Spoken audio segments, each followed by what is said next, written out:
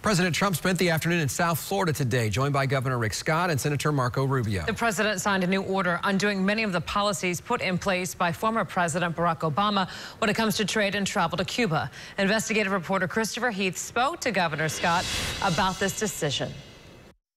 As recently as last year, President Trump talked about putting a Trump hotel in Cuba, an indication of just how valuable businesses see the island. But today, the president is taking a tougher approach, something he talked about on the campaign trail, a move that's drawing praise from Florida's governor and junior senator.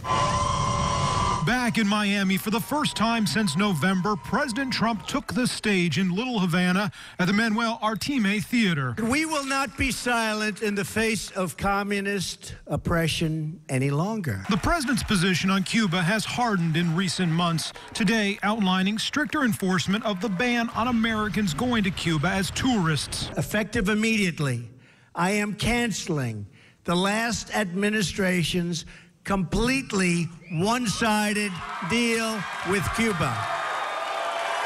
But the president, under pressure from U.S. businesses, which have already invested in the island, isn't really undoing everything Obama put in place. The Cuban embassy will stay open. Cruise ships and airlines can still travel to the island. U.S. hotels remain open, and the U.S. will not break diplomatic relations. I'm hopeful that what the president's going to do is going to bring freedom and democracy. In Orlando, before heading to Miami, Governor Rick Scott praised the move by the president, saying it'll stop the flow of money to the Cuban military. More democracy long-term creates more jobs. That's what I believe in. Last year, more than 600,000 Americans traveled to Cuba, a jump of about 75% over 2015.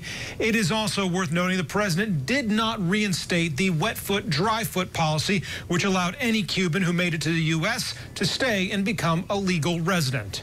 Christopher Heath, Channel 9 Eyewitness News.